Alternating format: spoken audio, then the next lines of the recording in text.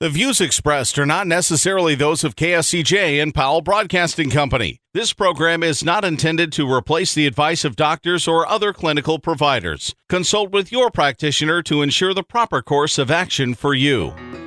Welcome to When Things Aren't Going Well on AM 1360, FM 94.9 KSCJ. This program is dedicated to your mental health wellness and brought to you by Family Services, a United Way partner agency. Here's your host, Art Silva. Good morning, Siouxland. I'm Art Silva, and welcome to When Things Aren't Going Well. This show is dedicated to your mental wellness and how you can help yourself navigate the daily highway of life. Our show is brought to you by Family Services, a United Way partner agency serving the Siouxland community. Our topic today is how holidays affect your mental wellness. Joining me today from Family Services are Chief Operating Officer Brenda Geisinger and Clinical Therapist Christy Spicer. Good morning, ladies. Good morning. Good morning. Well, our topic is how holidays all affect mental wellness. And, we got that old rule, after 3 days, family and fish start to smell the same.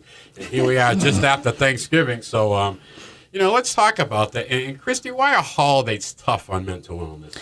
So I think the holidays are tough for mental wellness, in part because they're just stressful in general. And we know that anytime that there's stress, any kind of condition you might have gets to be a bigger challenge to manage. And I think that there's lots of different reasons why we can have so many challenges during the holidays as well. So we get into family stuff, we get into personal things. There's just a variety. Brenda, let me ask you, how about our residential children? Is it a tough time for them? It's very difficult. The kids struggle with missing their family, and sometimes family isn't a positive experience for them. They may have a lack of gifts and don't understand or feel like they're comparing their family to a family that may be across the street. So it just adds that extra stress. Sometimes there's more fighting in the household, and those memories can come back. So it's a very tough time for some of our kids. Well, that's a good segue into the impact that the holidays has on a person already experiencing mental health issues. Is it a tougher road for them?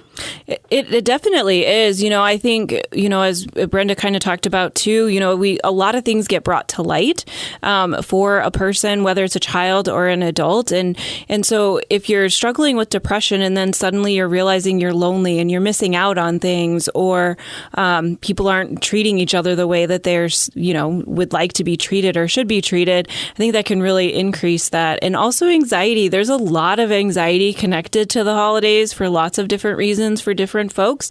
And so I think that can really bring anxiety even further up for people.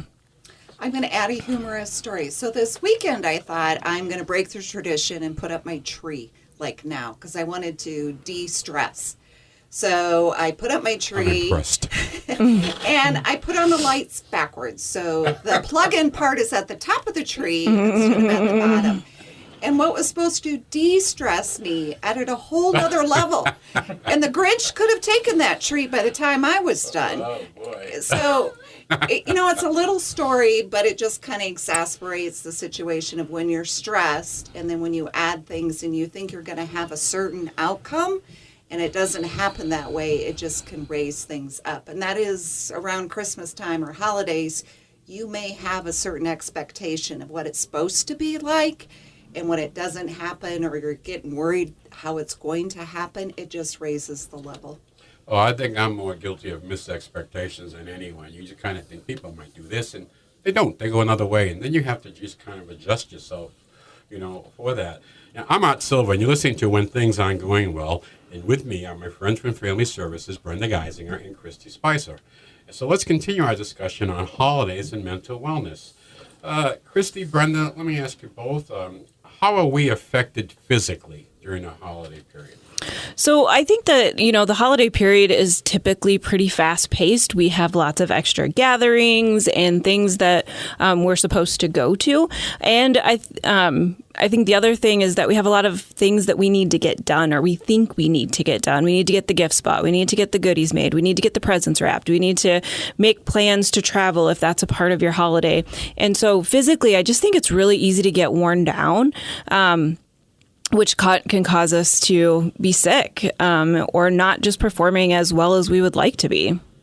I think the other thing with physical is sometimes people may partake more in food and sugar, and also may consume more alcohol. And that just impacts how you function physically. And when Christy is talking about the stress level and the busyness, you may also have less sleep. And so it all just accumulates upon each other, or a combination of. I was also thinking, too, that because we're busy, I think for some people, the first thing that they get rid of in their routine to make a little more time is exercise. Yes. And so then now we know that exercise is really helpful for us physically and mentally, but it's easy to say, I can get that half hour or that hour back and use it in a different way. And so then we're not paying attention to that, and that can really impact us physically as well. I think the exercise I remember at the Thanksgiving table was, okay, on three, everybody loosen your belt loop, one loop. But it's tough because you got a lot of things going on. You got the family, you got the excitement, all the rush to get things done on a timetable, especially Thanksgiving dinner. Let me ask you a question. Was your mother able to sit down at dinner time with everybody at the same time, or you're always waiting for her to join the table? Just curious. Well, my family's always did buffet style, so it was always this, like, everyone was arriving sort of at the table and, one by one kind of a thing. But mine always makes it. I mean, she might be almost, like, we might be mostly done and she's just getting there, but we hang around for her because I think it's important. Brenda? We always kind of wait for my mother, but she always has to sit closest to the kitchen so she can get up and go. So she might sit, but she probably won't stay for long. She'll be constantly checking things. Yeah, I'll tell you, thank God for hot gravy. Because by the time my mother got to the table, we're not going to eat without her, but she was like serving everybody else, and then she got in there. But I think Thanksgiving of all the holidays was the busiest. It depended more upon a timetable. It kind of came and went quicker, I would say, than Christmas or New Year's, because you kind of had a week there. But Thanksgiving, I learned something interesting, that it's the most traveled holiday. It's not Christmas, it's Thanksgiving. So, and then I also learned another thing. I happened to be out at Steinbeck's on a Wednesday night before Thanksgiving. A lot of people come home to see their friends, so order your dinner early on the night before Thanksgiving. But it's a good time, and you touched on something, Brenda, and we'll get to it in the second half of our show when we talk about some of the solutions, and that's expectations, having the right expectation, and you wish a lot of things go the right way, but maybe that's where the problem starts. It's not a good expectation. There always seems to be something that's going to go wrong around the holiday time. It's perfect time for Murphy's Law. So I think we're trying to reduce the stress. It's built into the holidays, and it just isn't cured by turkey. So let me ask you about the mental effects of the holidays. What does it do to our minds? Well, I think that we have, we kind of talked about like depression and anxiety can kind of go up. I think another thing I think about too is that we can spend that time kind of wishing and hoping for some things, and sometimes they're not always realistic. And I think that can really wear a person down and can really have a big impact on them mentally. I think it can also be just emotionally draining. A lot of families may have more than one Christmas or family gathering they need to get to, whether it's, the family has a divorce situation, or when there's step-parents, or there's multiple grandparents involved. So you may interact differently with one set of family gathering than another, and the anxiousness and the stress of all of that and balancing and the emotions might come up when you're engaging with those family members again. I get a lot of good feelings around Thanksgiving when I see the news about what people do to take care of other people less fortunate. Restaurant downtown, I think it's Rebo's, has fed families on Thanksgiving for a long time. We can see the other dinners, whether it be the Salvation Army or whatever. So it seems to be the holiday that we really kind of come out and be thankful. We talked last weekend about an attitude of gratitude going into the holiday season, and to look at it in a very positive way and be thankful for what we do have, because anything is compared to what. But I kind of look at those nice things. A lot of good things happen around the holiday time that bring our spirits up also. So when we're trying to talk about things that can take us down, there are a lot of good things that we see out there happening. That's very reinforcing that things are going well for us on the holiday.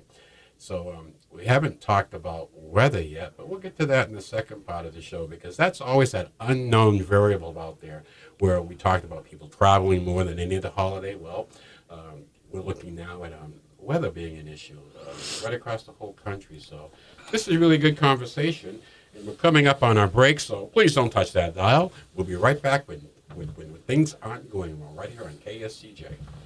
Let's face it, that happens to all of us. However, the pandemic has compounded all of our lives and activities. Even the simplest tasks seem harder. Hi, I'm Brenda Geisinger, the Chief Operating Officer at the Boys and Girls Home and Family Services. Family Services is a United Way partner agency serving children and families of our community, and we're here to help. If you'd like to learn more about Family Services, please contact us via email, website, Facebook, or phone Mary Pickens. At Family Services, we change lives. Welcome back to When Things Aren't Going Well on KSCJ. Here's Art Silva. Welcome back to When Things Aren't Going Well. I'm Art Silva along with Brenda Geisinger and Christy Spicer from Family Services, and we are discussing how holidays affect mental wellness. So let's continue our discussion. Cindy, Brenda, we've talked about some of the issues that can throw us off course. How can we get through the holidays? Any tips, coping skills? Christy? Yeah, I think there's lots of things that we can do to get through the holidays. I think one of the things that I think about right off the bat is where's your flexibility? So I think that that's something to think about because we have our expectations. We've kind of talked about that, and we're hoping for certain things to happen or not happen, as the case may be. And sometimes we just have to be ready to kind of go with the flow. And at the same time, being ready to go with the flow, know your limits, and you can set some boundaries. I know that it's not good for me to be with my family for more than 3 days or something like that, like you said at the beginning of the show. And so plan your travels according to how long you kind of know is good and healthy for you to be around other people and the stress that sometimes comes with the larger gatherings. I think it's okay to set limits too on gift purchasing. What are you going to buy and not buy? I am very guilty of having my presents all bought, and then I go out and see something. I'm like, oh, that's really cool. My child would like that. And then adding it to the list. And then I feel bad because the other ones don't have as much, and just keeps growing. And so really what Christy's talking about, setting a limit. This is what I'm going to do, and you stick to that plan. Whether it's how much time you spend with someone or how much you're going to spend on gifts, what are your expectations, and then sticking to those boundaries. Well, that is one of the stresses of holiday seasons, particularly Christmas, can be the financial side of it. And setting that budget and going through, getting your presents. So yeah, that's so you can eliminate stress just by some good budget planning and hold it to that limit there. So let me ask you about this before I get off this topic. Does Black Friday cause stress? You know, I mean, I don't do that. Just to me, it's like, oh, okay, it must have passed. I didn't feel any different. But some people really get into Black Friday. I think it depends on who you are and what your perspective is and all of that. I know that my sister is a Black Friday shopper. She lives for Black Friday, I would say. So for her, it's like this really exciting day of the year. She plans for it. It's just it's an event, right? It's an event. But other people find it very stressful to go out amongst the crowds and to think about getting that deal that they might be looking for. And so I think it is about knowing yourself and knowing, is that something that you really want to do? Is it something that fits with your personality or not? And then, kind of sticking to that. I oftentimes think about that if I didn't find the gift or it wasn't in my price range, then it just wasn't meant to be the gift for that person. And there is something else that's going to be just as good. And so I think kind of keeping that in mind will keep the people home that don't enjoy being out in the crowds. I got to tell you, we're looking at Christmas presents this year, and I just heard this morning on the radio that one of the most requested presents is the PS5, the new PlayStation 5, and Walmart had an ad on that they're going to have them on Black Friday. They're not on sale, but they're going to have them. They put the older model on sale. Can you imagine what that's going to bring out to stores, just the availability of this product? It's so doggone hot. So I always look at Black Friday, not what the gifts were. did we behave ourselves in the store? Did we just kind of like go crazy and just, for lack of another phrase, just act irrational all during that time, Brenda? I think it's also important for people to remember it's not the gift itself that makes you connected to one another. It's why you're giving the gift. It's appreciation and love and caring, and that you recognize them as being important in your life.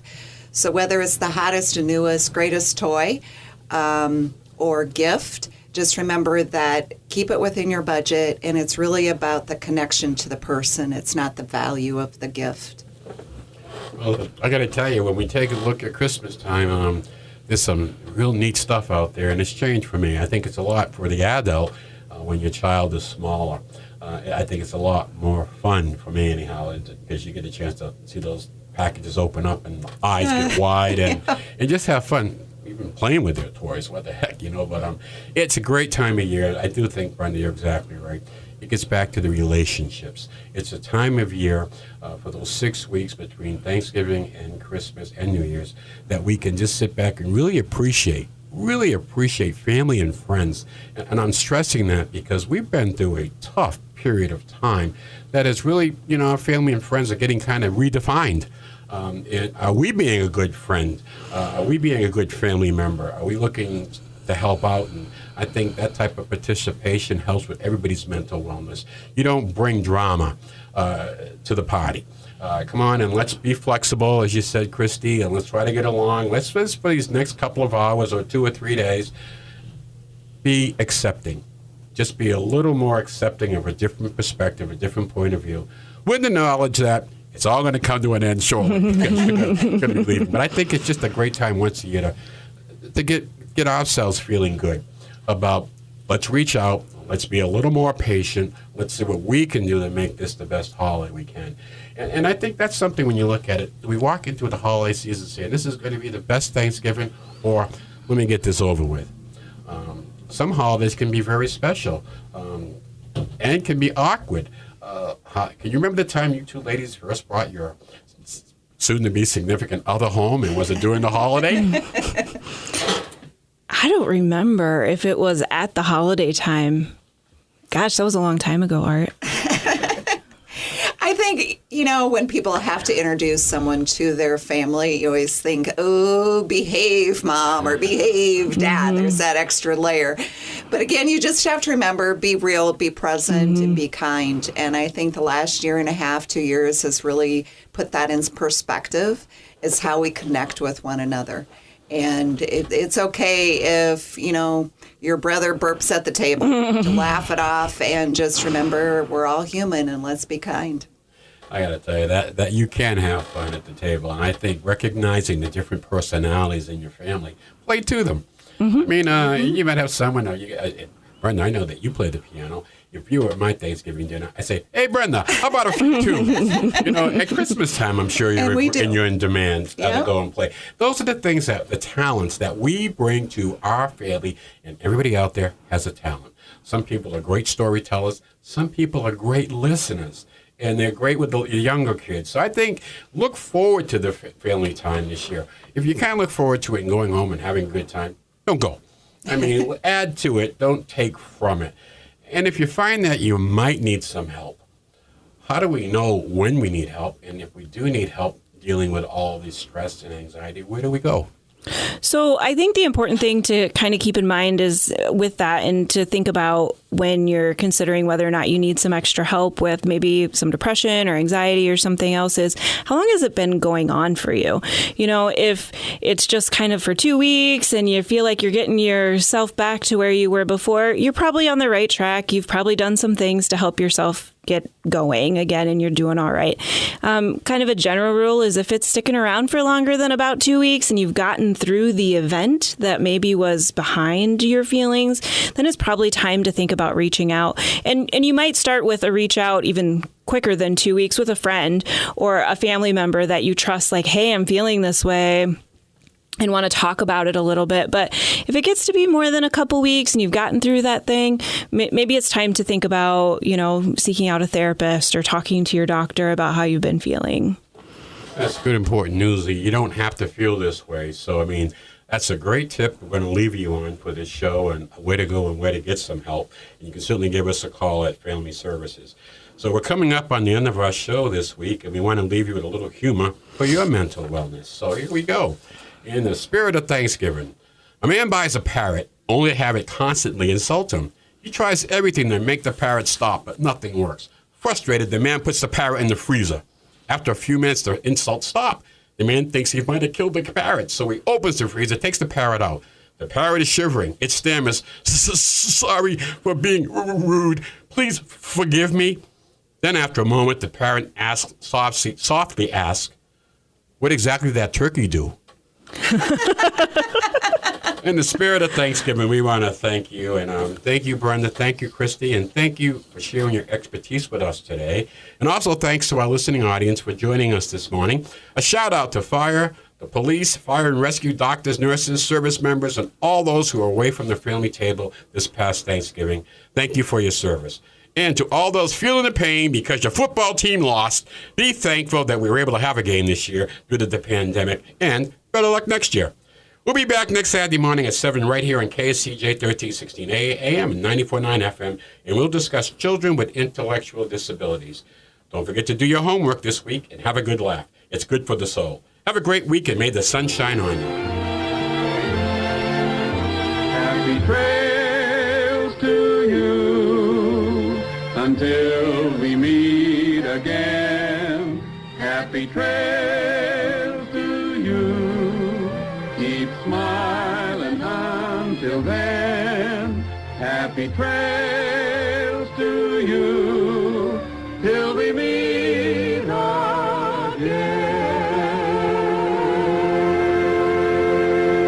For more information on the services provided by Boys and Girls Home and Family Services, see them online at boysandgirlshomeiowa.org.